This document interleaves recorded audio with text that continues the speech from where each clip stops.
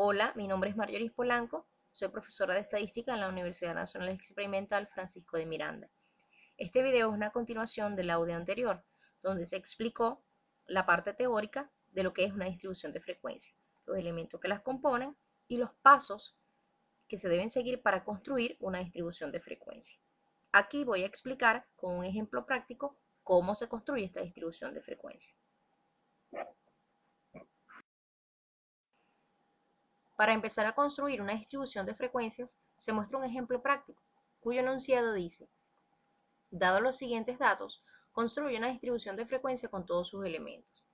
Primeramente se muestra la distribución de los datos y debemos determinar cuál es la cantidad de datos que tiene esta distribución. Nos damos cuenta entonces que hay 25 datos, por lo tanto n es igual a 25. El primer paso para construir una distribución de frecuencias entonces sería calcular el rango. Para ello hacemos uso de la ecuación R es igual a valor máximo menos valor mínimo. Debemos determinar en la distribución de los datos cuál es ese valor máximo y cuál es ese valor mínimo. Entonces notamos que el mínimo es 17 y que el máximo es 41. Sustituimos en la ecuación y obtenemos como resultado que el rango es igual a 24.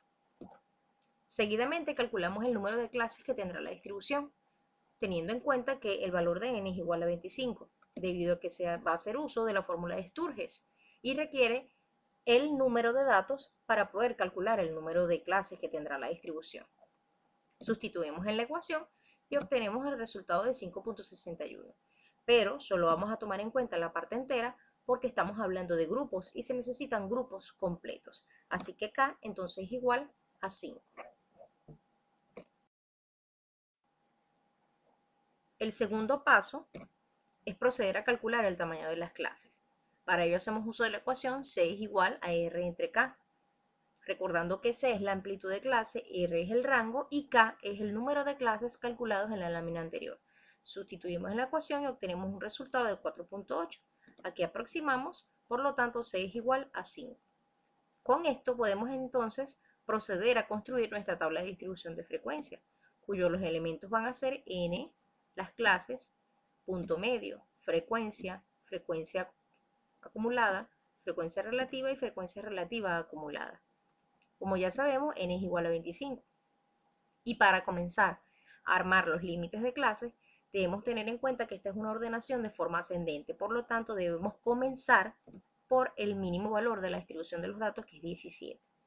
Y de allí empezar a contar 5 unidades, ya que sé que es la amplitud del intervalo de clase es igual a 5. Entonces vamos a contar 5 unidades, incluyendo los extremos de este intervalo de clase. Esto es 17, 18, 19, 20 y 21. Por lo tanto, el límite inferior del primer intervalo de clase es 17 y su límite superior es 21. Para empezar entonces con el segundo intervalo de clase, vamos a comenzar con el número próximo al límite superior de la clase anterior, que esto es 22, y contamos 5 unidades incluyendo los extremos, 22, 23, 24, 25 y 26.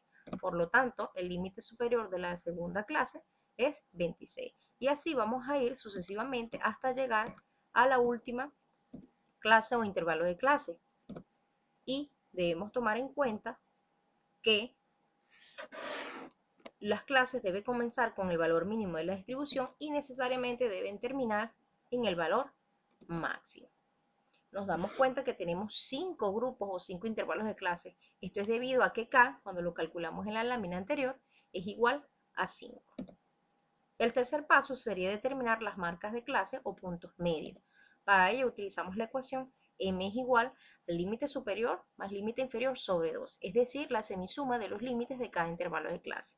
Vamos a tener 5 puntos medios, ya que tenemos 5 intervalos de clase.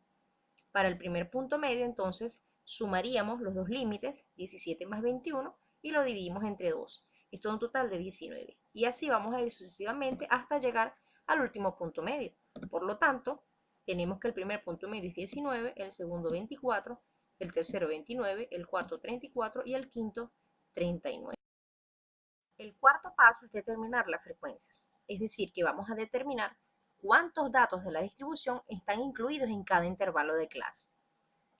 Esto es, Para el primer intervalo de clase debemos contabilizar en la distribución de los datos cuántos 17, cuántos 18, cuántos 19, cuántos 20, cuántos 21 están en la distribución de los datos. Nos damos cuenta entonces que los números que están sombreados con color rojo son los que están dentro de ese intervalo de clase, de 17 hasta 21. Es decir, que en ese intervalo de clase hay 5 datos. Con el segundo intervalo de clase nos damos cuenta que hay 3.25, 1.24 y 2.26. Por lo tanto, la frecuencia de ese intervalo de clase es 6. Y así vamos a ir contabilizando sucesivamente hasta llegar a la última clase. Nos damos cuenta que la tercera clase tiene 7 datos incluidos, el cuarto intervalo tiene 4 datos incluidos y el último intervalo de clase tiene 3 datos incluidos. El quinto paso es determinar las frecuencias acumuladas, que no es más que ir sumando o acumulando las frecuencias del intervalo de clase en cuestión más las frecuencias anteriores a ella.